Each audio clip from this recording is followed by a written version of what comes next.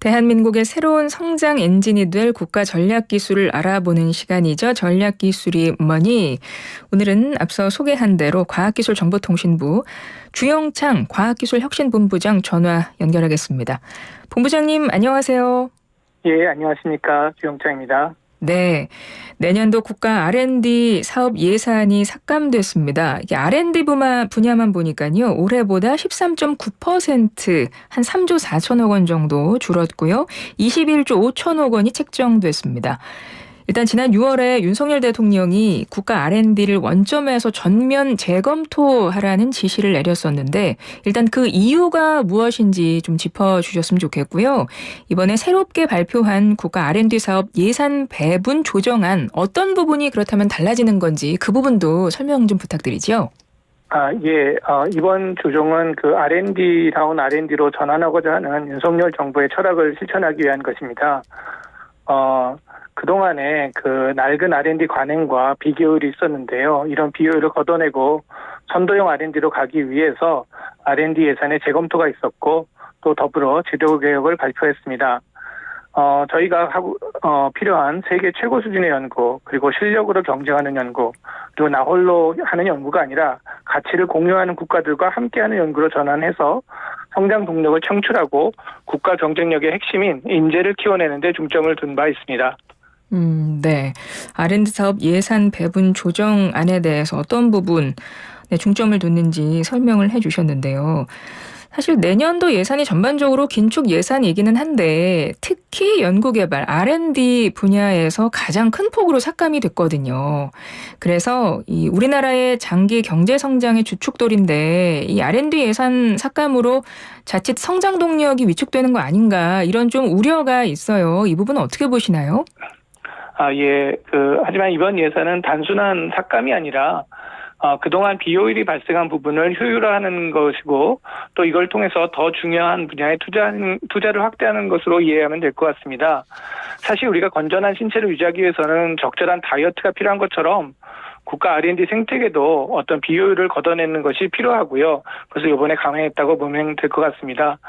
그리고 따라서 단순한 감액이 아니라 바이오 헬스라든가 인공지능, 우주, 그리고 앞서 말씀드린 같은 전략기술 분야에 우리가 미래를 선도하는 핵심 분야엔 투자를 늘렸고요. 또 젊은 인재 양성에서 투자를 확대했습니다. 앞으로 올해뿐만 아니라 계속해서 보면 이러한 미래를 위한 핵심적인 부분은 계속 지원해서 앞으로 국가 경쟁력의 확보에 문제가 없도록 R&D 예산이 이번 삭감 이후에 계속 확대하도록 그렇게 노력하도록 하겠습니다. 네.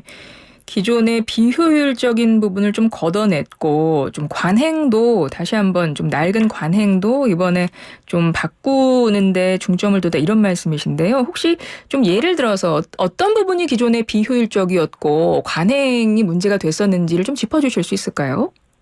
예. 사실은 이런 관행들이 좀 있었는데 지난 몇 년간 그 R&D 예산이 급증하는 과정에서 이런 것들이 좀 심화된 면이 있던 것 같았습니다. 그동안에 뿌려주기식이라든가 나눠주기식 R&D도 있었고요. 또 비효율과 낭비적인 요소들이 있었는데 예를 들어서 임자가 정해져 있는 R&D라든가 기획 단계에서부터 특정 집단이 가져가는 R&D 이런 부적절한 행위도 일부 있었습니다. 이를 제거해서 R&D다운 R&D로 감으로써 현장에서 묵묵히 연구하면서 우리나라 혁신에 기여하고 계신 연구자분들이 더욱더 자긍심을 갖고 연구를 계속하실 수 있도록 앞으로는 재정적 정책적 지원에 최선을 다하도록 하겠습니다.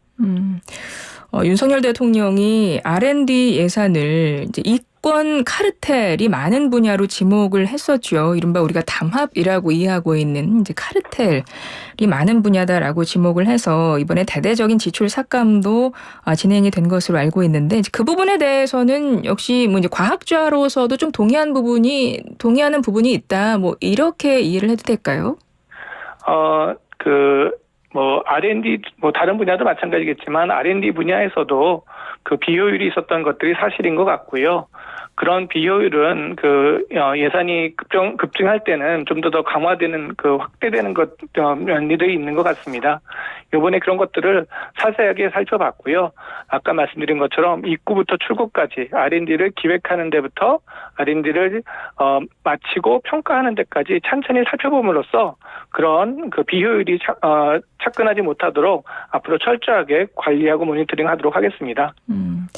보면 특히 그 중소기업 뿌려주기 R&D를 그 이제 카르텔의 핵심으로 지목을 했던데요. 실제로 문제점이 어느 정도입니까? 그리고 이번 예산에서 그 중소기업 R&D 사업은 어떻게 조정이 되는 건가요?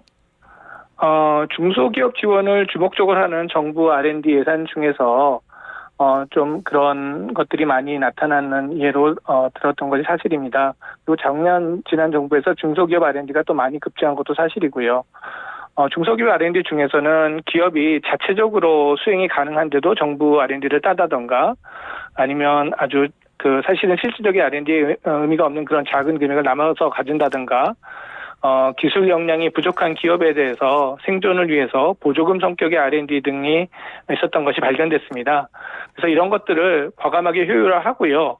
하지만 또 중소기업에도 R&D 지원이 필요한 분야들이 있습니다. 당연히 우리가 딥테크라든가 첨단 기술 분야라든가 창업을 했어도 기술 사업화의 초기 단계라든가 그런 단계에 있는 데서는 R&D 지원이 필요하기 때문에 이런 데서는 집중 지원해서 그 중소기업이 건전한 생태계를 가지고 성장할 수 있도록 그렇게 조정을 했습니다. 그러면 뭐 딥테크 등 첨단 기술 분야나 창업, 기술 어떤 사업화 단계에 있는 기업들 중심으로 그러니까 역량이 충분한데 뭔가 좀 지원이 들어가면 훨씬 더 성장 동력을 만들어낼 수 있는 기업들을 이제 잘 선별할 수 있는 어떤 그 구체적인 방안들도 지금 마련이 되어 있다고 봐야 되나요? 예. 보통 중소기업 지원하는 사업 중에서 그 사업의 목적이 있습니다. 그래서 단순 뿌려주기 사업들은 굉장히 감축을 했고요. 이런 딥테크라든가 앞서 말씀드린 기업 사업화의 초기라든가 정부 마중물이 필요한 분야, 그다음에 기술 단계에 있는 부분에 있는 사업들은 대폭 증액을 그런 부분은 계속 유지함으로써 그 중소기업이 건전한 생태계로 성장할 수 있도록 그리고 그런 생태계를 성장하는데 R&D가 도움이 될 수 있도록 그렇게 했습니다. 네. 이번에 그리고 특히 대통령이 세계적 수준의 국제협력 연구개발을 대폭 확대하는 게 필요하다 이렇게 강조를 했는데요. 그 배경은 뭘까요? 그리고 이에 대한 뭐 구체적인 대안도 있을까요? 아마 이 시간이 전략 기술을 알아보는 시간인 것처럼, 예. 늘 전략 기술에 대해서 꾸준히 토론해신 것처럼 전략 기술 분야를 보면은 우리나라가 앞서간 부분도 있지만 우리나라가 세계 최고의 수준에 모자르기 때문에 빨리 쫓아가야 될 그런 분야도 있습니다. 이러한 다양한 분야를 커버하는 글로벌 기술 패권 경쟁 시대에 대한민국이 혼자서 모든 분야의 연구를 다 할 수는 없습니다. 따라서 가치를 공유하고 있는 선진국과 우리가 연대해서 기술을 같이 공동으로 개발하고 거기서 최고의 수준의 기술을 우리가 확보하는 것은 매우 중요한 상황입니다.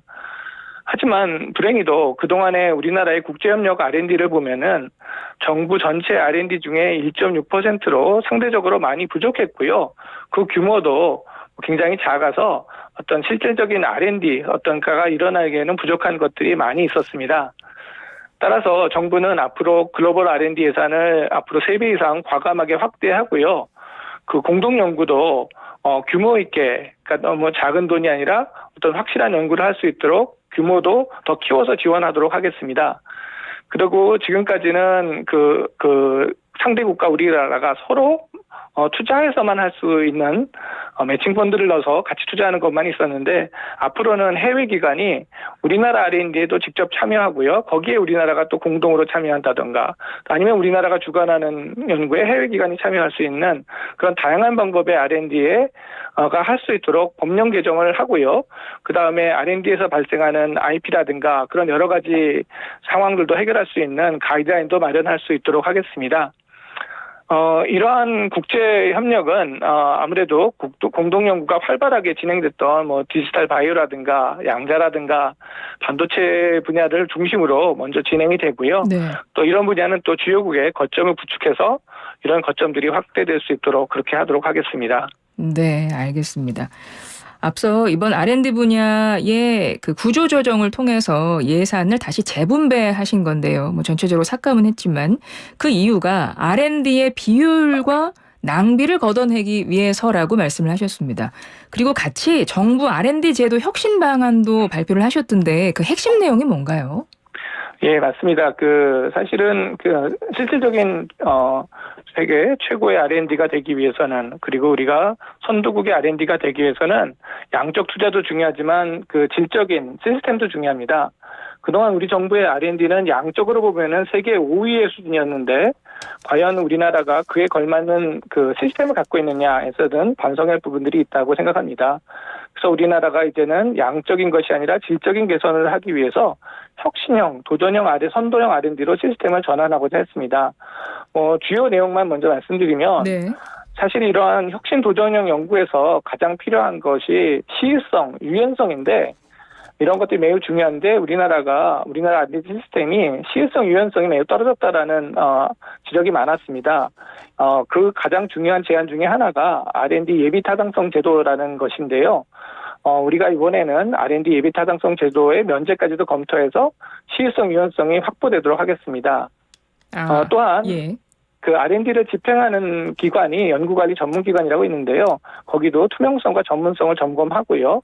그다음에 금년 하반기부터는 R&D를 시작할 때 아까 입구부터 출구까지 관리하겠다고 했는데 재정점검, 집행점검단도 만들고 R&D 사업에 대해서 상태평가도 실시해서 철저하게 국가의 세금으로 운영되는 R&D가 낭비적인 요소가 없도록 철저하게 관리하도록 하겠습니다. 네, 정부 R&D 제도 혁신 방안도 함께 말씀을 해주셨습니다. 양적인 개선이 아니라 질적인 개선, 시스템을 보완하겠다 이런 말씀이신데요.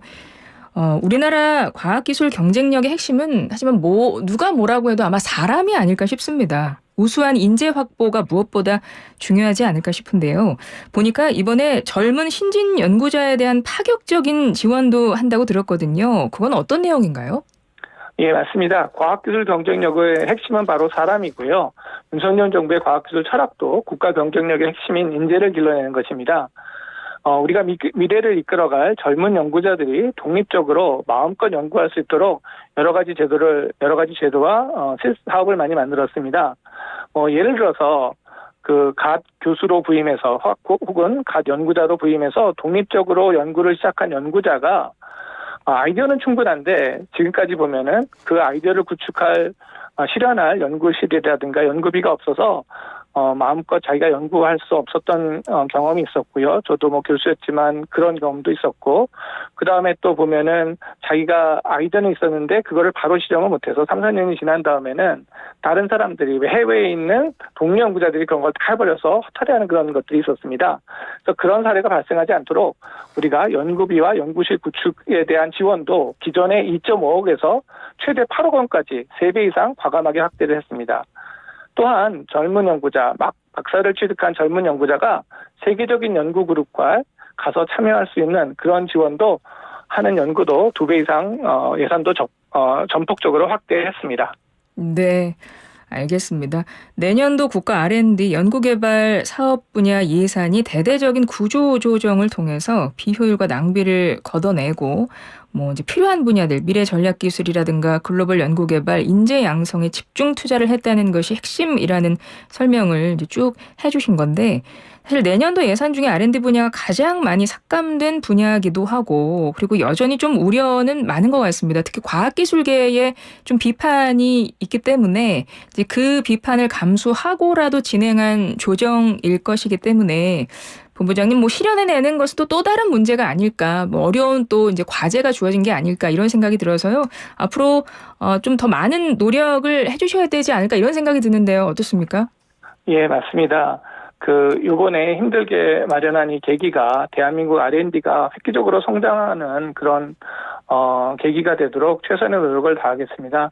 요번에 이 노력이 정말 성공적이었냐 아니냐는 사실은 몇 년 후에 결과가 나올 텐데요. 그때 성공적이었다. 아주 과감한 선택이었지만 꼭 필요한 선택이었고 그게 우리나라가 획기적으로 업그레이드된 계기가 됐다라는 평가를 받을 수 있도록 최선의 노력을 다하겠고요. 또 현장과도 많이 소통해서 과학계의 원로도 만나고 젊은 과학자도 만나고 또 여러 가지 사람들과 만나서 현장에 이런 제도들이 착근하는데 이런 어려움이 없는지 또 개선할 것이 없는지 계속해서 소통해서 잘 착근할 수 있도록 지금부터도 최선의 노력을 다하도록 하겠습니다. 네, 알겠습니다. 과학기술정보통신부 주영창 과학기술혁신본부장과 이야기 나눴습니다. 본부장님 오늘 말씀 감사합니다. 예, 감사합니다.